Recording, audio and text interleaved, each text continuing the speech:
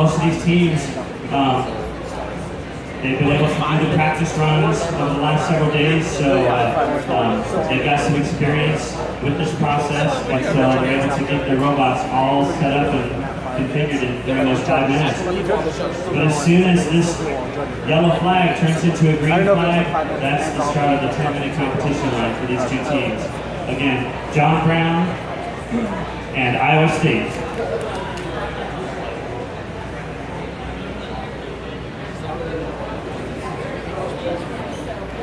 Now, both of these teams have been here every single year.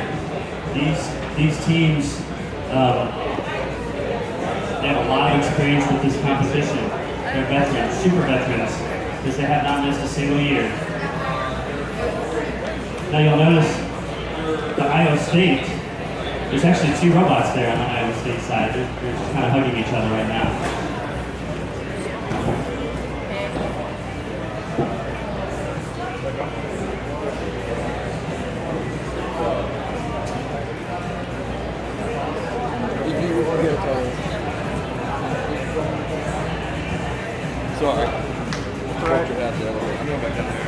I'm interested to see the Iowa State's tandem robot setup over here and how this is going to work out.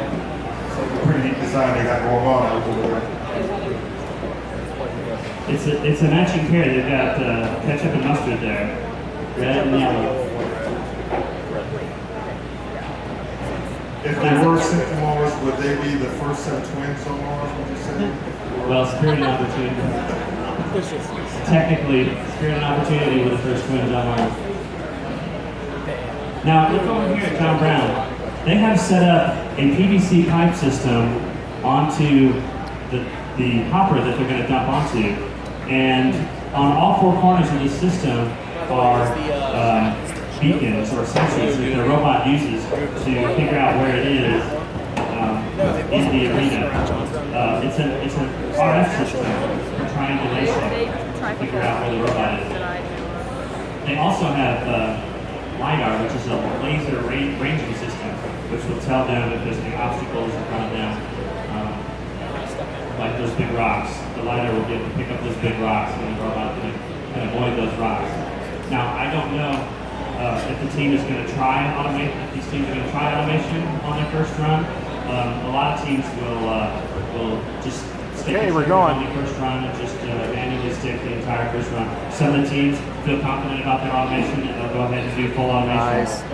And sometimes we can tell from the video feed whether the teams are in full automation. Because if they're in full automation, they'll like sit back in their chairs and they'll have their arms crossed and they won't be touching the joysticks at all. But it's hard to tell because they might be really intense. And only the judge who is in the control room with them can verify whether they are fully hands-off or not. Are there any special bonuses or anything if the team decides to go full automation in the competition stage? There is a lot of bonuses. The full autonomy gives these teams a lot of advantage in this competition. And so any team that has full automation and collects a lot of red with full automation is serious contender. Look, both of these robots have made it past the line and they're digging. Now, can we tell from the students whether they're sticking it? You can see both of these students are driving their hand controllers there. Deeper in there. But that's a trade-off.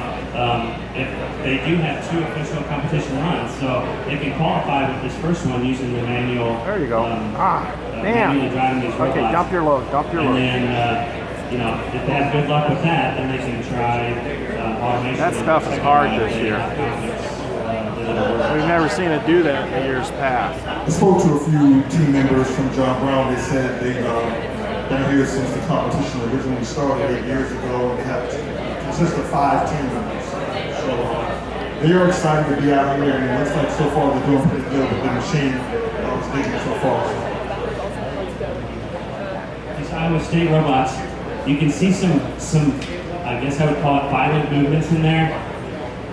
Some of these robots a lot of these robots get practiced using beach sand, and beach sand is very easy to dig in compared to this regular simulant. This crushed volcanic rock, because the particles are very jagged, they clump together kind of like puzzle pieces, and they resist your digging forces. And so digging in this regular simulant, this crushed volcanic rock, is not as easy compared to digging in beach sand. And so the students have to get a feel for that and compensate for that in their either their robot design or in their control of the robots while they're digging. If you try and dig too hard with a system that's spinning really fast like that, you're going to get kickback, which is what you just saw. Are there items buried in the simulant out there? What they have done is the judges have buried rocks several inches below the top, and if any of the robots can pull those rocks out and deposit them into the hopper, they will get extra points for the rocks, because we're pretending that the rocks are ice.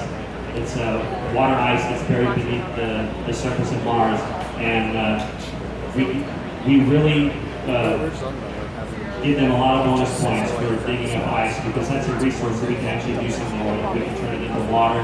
We can separate the water molecules into hydrogen and oxygen, and make rocket fuel out of it. So there's a lot of great things that we can do with water ice on Mars. So this whole competition, the design of this whole competition, simulates a mission on Mars where we need to collect resources and get them back to the lander. So it's a really great analogy for a mission that we might perform on Mars someday. Okay, Iowa State is dumping. First the red robot, Ketchup, 25. All right. Woo! Very nice. That's just been the first robot. And here comes Ketchup. Space Ketchup. You can see it on the side there. Didn't get much. Gotta give him some bonus points for the name. Gotta give him some bonus points for that. There it comes. And the conveyor on During there. Iowa's practice runs, they did have some issues with their tracks, and now they're up to almost 34 kilograms. Very respectable, and time left, just plenty of time. They're about half done. So if they can turn that around and do that one more time, then they'll have a very, very good score, and they'll definitely be in the running for the grand prize. I haven't noticed any movement from the John Brown robot as of yet. I wonder if it The only had. movement I see on that robot is the sensor going back and forth. That's I think that's the laser ring sensor. Uh-oh. So they may be trying autonomy and it maybe not working the way that they expected, or they may have a mechanical or electrical issue. It's really hard to tell from here. There's so many things that can go wrong with a robot. There's wiring, there's electrical issues, there's mechanical things that can Something's wrong with Taylor's robot. twist, Yeah. deform. And then on top of all that, you've got software. I'm a software engineer for NASA, and you can have software bugs that you just never found in testing. It's just that only come out during operation because you just never use the robot in quite that way during testing. And so a bug can just come out during operation. Iowa State is down to one robot, it appears. Not sure what happened to Mustard over there, but we can get a good view of the digging here Get your track on going the for it. camera. So Kurt, throughout the years, have you noticed there's a specific design, whether it's track or wheel vehicles, that seems to be more successful compared to other designs? Well, everything is a trade-off. I haven't noticed a single solution that's always a slam dunk solution. You can have well-designed tracks that work very well, and you can have poorly designed tracks that don't do too well. Same thing with wheels. You can have poorly designed wheels that just don't work well in this lunar regular simulant, or you can have very well-designed wheels that work very well. This crushed volcanic rock, it can compress, because I mentioned the particles are kind of jagged and they hook together like puzzle pieces. So they can compress. So it can be very hard if you're walking on top of it. But if you jostle it, and your movement over it, it can become that's very good, Kevin. fluidized. That's because the particles good. break it Good apart. pull. And because the particles are very tiny, it can become very fluid. And so Back now. there are ways to maneuver on top of this lunar regolith simulant without disturbing it. Just try and walk on top of it. And some wheels are good at that, and some tracks are good at that. And it just it's a learning experience for all these teams as to what works and what doesn't. I definitely think the John Brown robot is having some technical issues. She had to move on this run. Yep, it hasn't moved 1 inch. And my screen is locked up, so I don't know how much time is left. But Iowa State is heading back to dump their load. So let's see how much they did. We have less than 2 minutes remaining.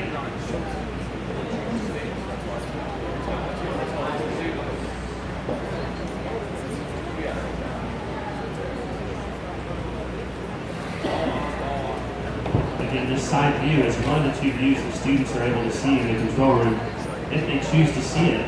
This is interesting. So these views that the students can see in the control room, they can that's a choose. good whether or one. not- That's a lot of regolith right there. One All the of way the up, things Kevin. that is All the way a variable up. in this competition is how much bandwidth they're using between the robot and the control room. And so a team can choose to not use those cameras in the control room. Let's say they have cameras on board or sensors on board and they don't need those cameras on a lander. They can turn those off and save on that bandwidth. Wow, 85, and it's still going up. You know it's still going up. It's still running a simulant on top of that hopper. So with less than a minute, I don't think there's time for another cycle, but Iowa State has a lot of regular simulant, and you can see as the judge sweeps it into the hopper and it falls on a scale and continues to go up. That's a very impressive score from Iowa State. Very impressive, especially since one of the robots was down for the count for half of that run. So can you imagine if both of those robots were at full capacity? They have really high score there. So as time runs down on this run for both of these teams, this is the first of 2 official competition runs. So John Brown over here on the right will have another chance to come out later, probably tomorrow, and perform their second run. And let's give both of these teams a big hand. Iowa State and John Brown.